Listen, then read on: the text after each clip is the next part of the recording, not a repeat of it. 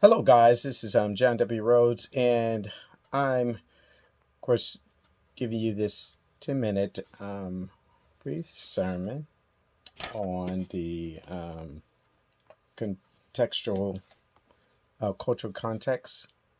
Um, and you see me shooting from probably looking at different areas here, down, and then up because I'm shooting from two cameras just in case it does not load. It had some trouble as well loading last night.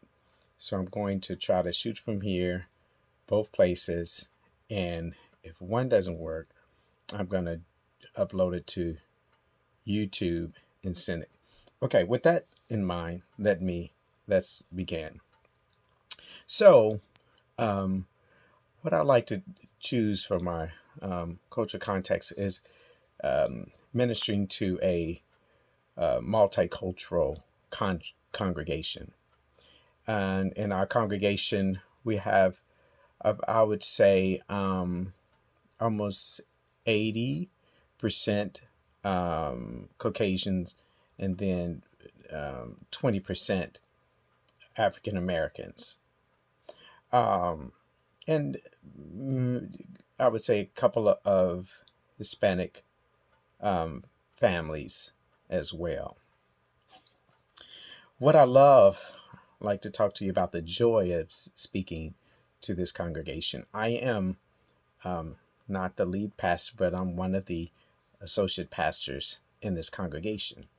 What I love about this particular congregation is being able to um, look at the different um, backgrounds, the different um, races and cultures, and look at what one may be used to, the styles of preaching one may be used to.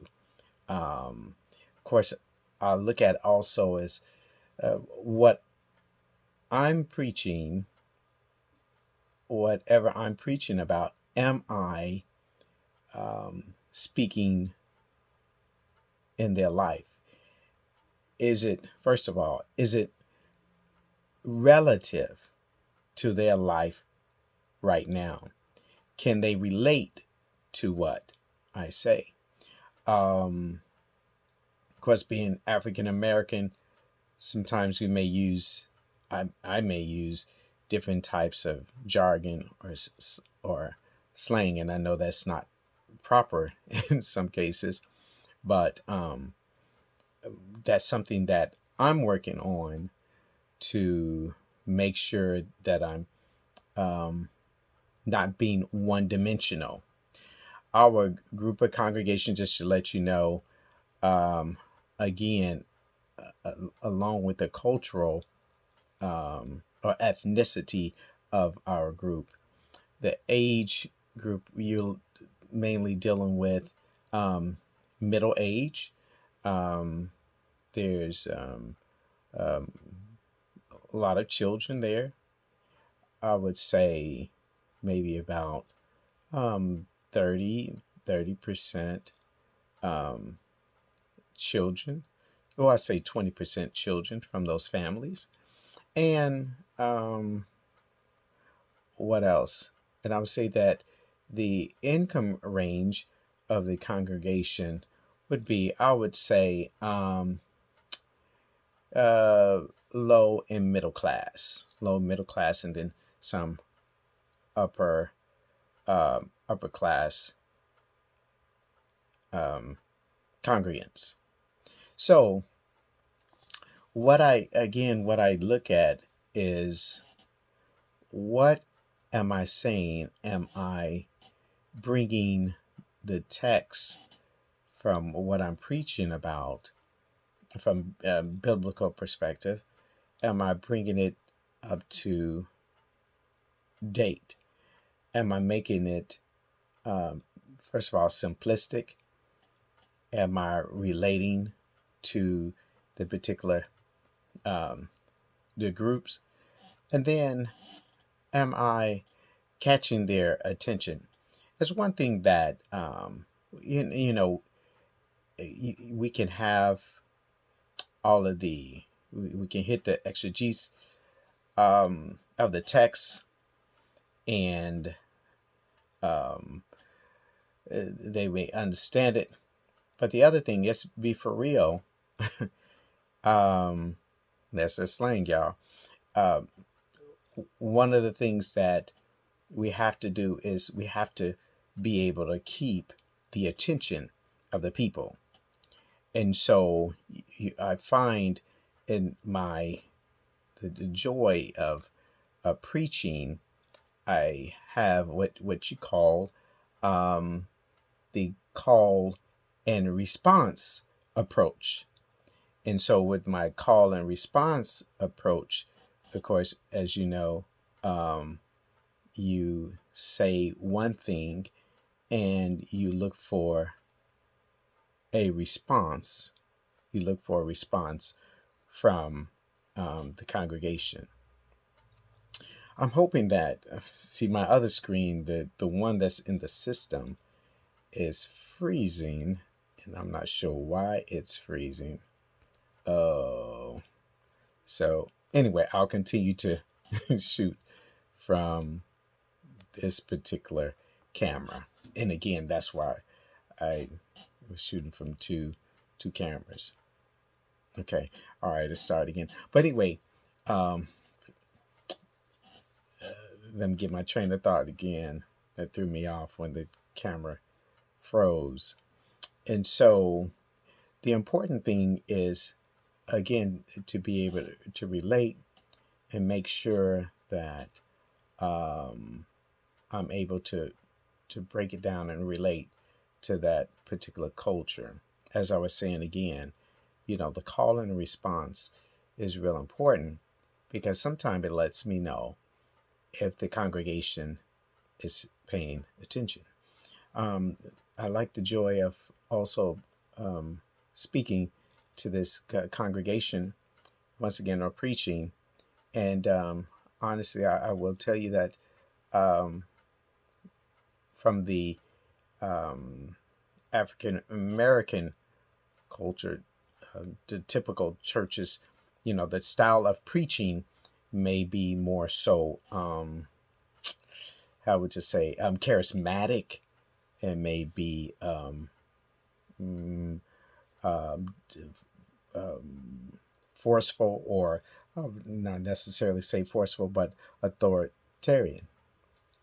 And other words, it may take that stance of control. Are you listening to me? Um, Also, so anyway, the way that I've changed or tried to change, again, I've been part of this congregation for about a year, and about a year, as a matter of fact. And after pastoring myself for 18 years, I decided to join this congregation. So, anyway, one of the things that's really important is that I make sure that I'm able to break it down again where that congregation understands. I know I'm being a little repetitive right now, but again, the process of delivery is much different, um, in the sense that um, the preaching style that I deliver with this multicultural congregation is both teaching and preaching. So for me, I feel much more comfortable teaching, being able to break down what the text is saying, and not being intimidated or having to feel like you have to come forth with force with your preaching, and not just keeping attention, but to entertain the congregation. I know one of the texts from Kami is you have that group, that comes for entertainment. They want you to give them something that's going to keep them alert, something that's going to um, perk their interest and excite them, entertain them on what you're saying, as well bring it up to date. So anyway, that's all I wanted to give, and I don't want to again go over this too much over this 10 minutes, but that's where I am, and that's how I believe the joy that I have in preaching to this particular congregation. So again, I hope that what I've said is clear to you, but most of all, let me reiterate, the important thing for me is to make sure that the audience understands what I'm saying, and that they understand that God is speaking to them in this current time. Also,